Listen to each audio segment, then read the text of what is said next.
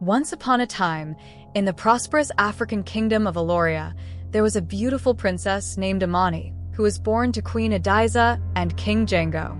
During one particularly vibrant spring, the kingdom celebrated her arrival with great festivities, for it was evident that Amani possessed exceptional beauty and an aura that captivated everyone around her. In Elder, women were valued more for their purity than for their beauty. It was a land where the virtues of chastity and modesty were of utmost importance. Queen Adiza and King Django had always stressed the need to maintain purity until marriage, a principle they wished to instill in their beloved daughter Amani. As time went by, her charm became more evident. Her radiant smile and elegance won over the people of Elder, causing pride in her parents. However, her birth was overshadowed by jealousy. Her stepmother, Queen Malia, and her daughter Zara, who was 3 years younger than Amani, harbored a deep envy towards her. Malia had been a beautiful and ambitious woman who became King Django's second wife to enjoy a comfortable life in the palace. 3 years after Amani was born, Malia gave birth to her own daughter, Zara, but she did not share the same captivating beauty as Amani. While Amani was admired by all, Zara often went unnoticed. Queen Malia looked down on Amani, filled with resentment, while Zara felt overshadowed by Amani's charm. Malia and Zara's jealousy grew with Amani's beauty. One day, when Zara was 15, she complained to her mother that everyone was talking about Amani and that she was always the center of attention. Malia, darkening her gaze, retorted that she deserved attention too. As time went by, Malia's envy became unbearable, and she decided to act. One night, she summoned Zara to her chambers and expressed her intention to end this. Malia suggested seeking the help of a sorcerer to tarnish Amani's beauty and aura, making her crave the attention of men, so that no worthy man would desire her. Together they headed to the outskirts of Allia, where a famous sorcerer named Baba Kaza lived. Upon arriving, Malia asked him to cast a spell on Amani, so that she would never be satisfied with male attention. Baba Kaza agreed, warning of the dire consequences of the spell. However, Malia and Zara were determined to strip Amani of her glory, leaving the hut with a dark satisfaction. Malia told Zara that soon Amani would no longer be a problem, for her beauty would become her curse. About a year after that meeting, Queen Malia fell ill and passed away, leaving Zara alone. In her final moments, Malia whispered to Zara that she was destined for greatness. Queen Adiza, filled with compassion, adopted Zara, providing her with the same love she had for Amani. However, Zara's heart was still filled with jealousy and hatred. Amani continued to grow with grace and beauty, earning the affection of all. But when she turned 18, Amani realized that she craved male attention. She began to attract the palace guards to her room, but she never found satisfaction. This led to an emotional emptiness and isolation. Zara, knowing what Amani was up against, decided to take advantage of the situation. By feigning concern, she encouraged her to open up, while fueling her own envy. Over time, Zara began to spread rumors that damaged Amani's reputation among the servants and guards, who began to look down on her. The situation became unbearable for Amani, who felt increasingly alone and feared the nights dominated by her impulses. One night, while praying in bed, she begged for everything to stop. Meanwhile, Zara enjoyed watching Amani suffer, maintaining the facade of an understanding sister. Amani's reputation for insatiability spread throughout Elder. Zara decided to use Amani's suitors to reveal her secrets, ensuring the kingdom knew Amani was no virgin. Her goal was to humiliate her and destroy her reputation, ensuring no noble would dare court her. One day, Zara held a secret meeting with Amani's former suitors and told them that her sister was not the pure princess everyone believed. Rumors spread quickly, reaching every corner of the kingdom. Elda was filled with gossip about the princess being unable to control her desires. The whispers initially surprised King Django and Queen Adiza, who refused to accept such a scandal about their daughter. Eventually, Amani was summoned to the throne room. As she entered, she sensed the tension. The king's expression was hard. The disappointed queen questioned Amani about the rumors. A distraught Amani defended her honor, but the charges were serious. The queen retorted if it was true that she had been with men in the palace. Tears welled up in her eyes as she confirmed that it was not optional and she could not control her desires. The enraged king accused her of dishonoring the family, while Amani sobbed, overwhelmed by guilt. Although the queen showed some understanding, she decided that Amani should remain in the palace until a decision was made about her future. As Amani was led away, Zara smiled from the shadows, pleased with what she had accomplished. With Amani disgraced, Zara began to stand out, emphasizing her own beauty and modest demeanor at events. Thus, she presented herself as the more desirable sister. She attracted the attention of rich and powerful nobles, overshadowing Amani. At the palace, Amani suffered, feeling more isolated than ever, while frustration grew at not finding understanding. One night, Zara visited Amani, showing concern and lamenting her situation. Amani looked at Zara between anger and sad confusion. She wondered if she really cared or was just there to enjoy her suffering. Zara, acting vulnerable, assured Amani that she was there for her, saying that she wished things were different. Amani felt trapped, crying, not knowing what to do. Meanwhile, deep down, Zara rejoiced in her misery. Amani was trapped in a nightmare with no end. Her once bright future darkened in despair. One night, tired of being confined, she decided to escape, disguising herself in a simple cloak and venturing into the quiet village of Elda, wandering aimlessly. The quiet sobs attracted the attention of a handsome, humble man named Kichi, who was returning from his farm. Noticing the distressed figure on the side of the road, he approached her in concern. "Are you okay?" he asked softly, his eyes filled with sincere concern. Despite her pain, Amani was touched by Kichi's kindness. Her uncontrollable desire almost led her to make advances on him, but Kichi kindly refused, even though he had been captivated by Amani's beauty. "My mother always taught me not to take advantage of any woman," he explained in a firm but gentle voice. Amani was shocked by his words. "You don't want to be with me?" she asked. "It's not that," Kichi replied. "I admire your character and spirit, but it would be wrong to take advantage of your vulnerability." Touched by his integrity, Amani felt a glimmer of hope. They quickly became friends, exchanging stories and dreams under the moonlit sky. For the first time in months, Amani felt understood and accepted. That night, she returned to the palace feeling light and happy. The next day, the kingdom of Eldo was abuzz with excitement as the great festival began. Wealthy men from neighboring lands arrived eager to participate. Among the guests was Prince Luca, a charming but arrogant young man, known for his conquests and oblivious to Amani's exploits. Thanks to the king and queen's efforts to keep the situation secret, the visitors praised Aloria's hospitality and grandeur. Zara saw this occasion as the perfect opportunity to advance her plan. She had no desire to marry a prince from some other kingdom. Her ambition was to take the throne. She knew she had to tarnish Amani's image, so everyone would see how unworthy she was to be queen. With that intent, she approached Prince Luca. "Prince Luca," Zara began softly, "I have something you should know about Princess Amani." Intrigued by her tone, Luca asked, "What is it?"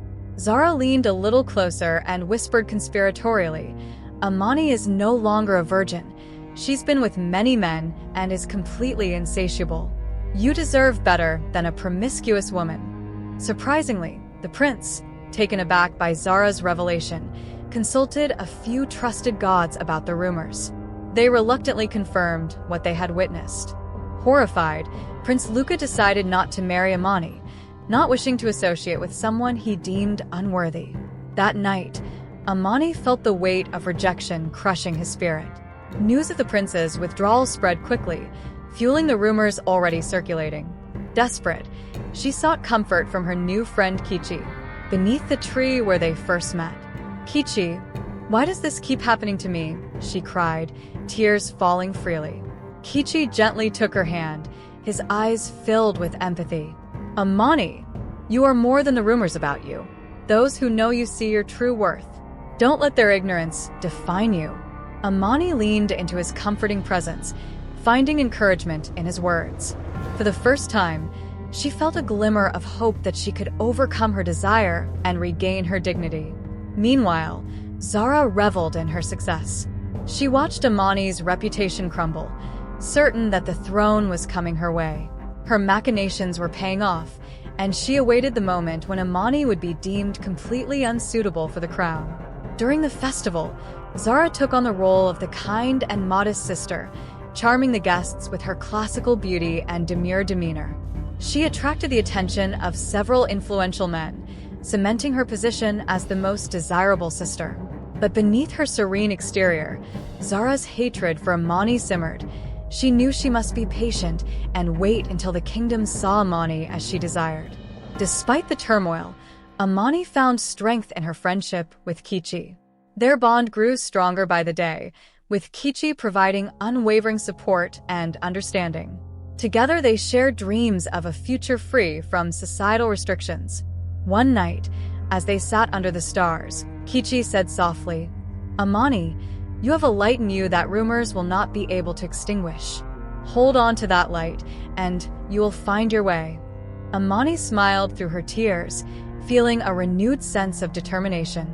"Thank you, Kichi. With you by my side, I believe I can overcome any challenge." She felt a wave of inner peace. A few weeks later, the kingdom of Elder was in mourning following the death of King Gino.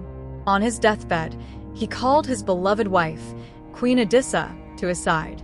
"Adissa," she whispered in a fragile voice, "our daughter Amani has a light in her that the world has yet to see. Help her as much as you can. She is destined for greatness despite the darkness that surrounds her." With these final words, King Gino handed the throne over to Queen Adissa, entrusting her with the future of the kingdom and the well-being of his children. As the new ruler of the kingdom, Queen Adissa faced immense pressure, but she remained steadfast in her commitment to fulfill her late husband's wishes. Despite the growing rumors and Zara's manipulations, Amani tried to restrain herself, though to no avail. She would soon find herself in bed with one of the palace guards. The only person she could be normal with was Kichi, her new friend and confidant. While being with Kichi made her happy at the moment, she knew it was not a long-term solution, which saddened her greatly. Queen Adissa, noticing her daughter's distress, encouraged her to find solace in her own strengths and not be influenced by the opinions of others. One night, in a moment of vulnerability, Amani shared her struggles with her mother, expressing her deep frustration and feelings of inadequacy. "Mother, I feel so lost," she confessed, her eyes filling with tears. "No matter what I do, I can't stop wanting to be with men. This haunts me, and I feel like I can never be free." Queen Adissa took her daughter's hands in her own. "Amani, you are stronger than you think. What matters is the purity of your heart and your intentions." Amani nodded, wiping away her tears. "There is one person who gives me peace, Mother. His name is Kichi. He is humble, kind, and with him I can be myself without fear of losing control. He sees beyond my flaws, and I want to make a good impression on him." Queen Adissa recognized the smile on Amani's face as she spoke of Kichi. "Bring him to the palace, Amani. I would like to meet him and learn more about the man who has brought light to your life." The next day, Amani invited Kichi to the palace. When he arrived, the maids couldn't help but whisper about Princess Amani's handsome new friend. "Have you seen him? He's quite a catch," one maid whispered to another. "Yes, and he's so handsome. I wonder how they met," the other replied as Kichi walked through the stately halls of the palace, feeling a mix of awe and nervousness. Queen Adissa greeted him warmly in the throne room. "Kichi, thank you for being Amani's friend," the queen said with a gentle smile. "I would like to know more about you and the bond you share with my daughter." Kichi bowed respectfully. "Your Majesty, it is an honor to meet you. Amani is an outstanding woman. Despite the challenges she faces, she remains kind and strong. I admire her greatly." The queen's eyes softened as she listened. "Where are you from, Kichi?" "I am from Dunner, the neighboring kingdom," Kichi revealed, and the queen's face brightened with recognition. "To Nari, that is my homeland.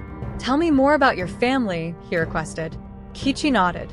"I am the only son of my parents. My father passed away when I was young, Your Majesty, and I now live with my elderly mother, who has instilled strong values in me. She is my guiding light." Queen Edissa was immediately drawn to Kichi, impressed by his humility and the values he upheld. "Your mother must be very proud of you. You will always be welcome in this palace, Kichi. Your friendship means a lot to Amani and to us." As Amani and Kichi spent more time together, their bond deepened. Kichi's unwavering support provided Amani with the strength to face her demons, despite Zara's rumors and schemes. Amani found solace in her relationship with Kichi and in her mother's love. Meanwhile, Zara listened in the palace halls as the maids gossiped about Amani's handsome new friend. "Have you seen him? Kichi is quite a sight," they commented in admiration. Zara, consumed by envy, hatched a plan to ruin her sister's happiness. Zara approached Kichi, adopting a seductive demeanor. "Kichi," she called as she approached with a smile. "I've heard so much about you. It's a pleasure to meet you." Kichi, reflecting warmth but also caution, replied, "The pleasure is mine, Princess Zara. How may I help you?" Zara, hoping to spend time with him, whispered, "I'm curious about you." However, Kichi remained respectful and distant, sensing Zara's hidden malice. "Princess Zara, my heart belongs to another, and I am not easily swayed." Frustrated, Zara stormed off, her anger boiling over as her attempts at seduction were thwarted. Meanwhile, the elders of Elda met with Queen Edissa to discuss Amani's unruly behavior, concerned about its impact on the kingdom. "We are troubled by the reports about the princess.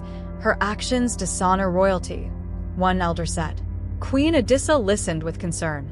"I understand your concerns, but Amani faces forces beyond her control. We must help her." Another elder suggested, "We propose removing her as crown princess to preserve our honor." From the shadows, Zara smiled, satisfied that her plan was bearing fruit. "Amani is my daughter. I will not abandon her. We must find a compassionate solution," the queen replied. Zara, feeling her grip on the situation tighten, returned to her chambers, where Amani felt the weight of the world on her shoulders. The understanding Kichi offered was her only solace. That night, she met him under the tree where they became friends. "Kichi, I feel like everything is falling apart," she confessed. "The elders are considering removing me from being crown princess. What if I'm not worthy?" Kichi gently took her hands. "You are worthy, Amani. The love and strength you carry within is what truly counts." As Amani fought back tears, Kichi offered her hope. The moonlight illuminated their encounter, and she felt a new determination to prove her worth. That night, Queen Edissa, with a heavy heart, reflected on the elder's request. She felt increasingly isolated in her struggle to protect her daughter. The next day, the queen decided to visit the great oracle, dressed discreetly so as not to be recognized. She made her way through the dense forest and arrived at the oracle's hut, where she was greeted by an old woman with wise eyes. "I know why you have come," the oracle said. "Your daughter Amani suffers from a great darkness, the fruit of jealousy and malice." Edissa asked for guidance to help her. To break this curse, Amani must find true love and acceptance, the oracle explained. The path will not be easy, but with courage and faith, she will be able to succeed. The queen, eager to save her daughter, asked who had placed the curse. "Whoever cast it is no more, but a dark presence still lurks. You must protect her from those who wish her harm." The oracle added that Amani needed to find an untouched man and sleep with him to cleanse her body of impurities. With a renewed sense of purpose, the queen thanked the oracle and returned to the palace. Upon arriving, the queen summoned Amani to her chambers and revealed the truth about the curse. "You must find true love within yourself and another," she told her. Amani, relieved but anxious, expressed confusion about how to find that love. The queen encouraged her to remember her own strength, assuring her that she should not let others define her worth. The oracle mentioned that you need to sleep with a pure man who has not been touched, the queen continued. Amani was shocked. Where will I find such a man? I don't think virgin men exist in Elder." The queen reassured her, promising that they would find a way, even if it meant spending all of her fortune. Meanwhile, Zara continued to plot and relish the possibility of Amani being removed as crown princess, seeing this as a path to her rise to power. One night, as Zara was passing through the maid's quarters, she heard about the queen's visit to the oracle. "It seems the princess is under a curse," a maid whispered. Shocked and furious, Zara felt she had underestimated the queen's determination. Determined to stay one step ahead, Zara realized she had to speed up her plans. The stage was set for a confrontation that would test Amani's resilience and the strength of her love. The true battle was just beginning, and the Kingdom of Elder was preparing for an outcome that would change the course of its history forever.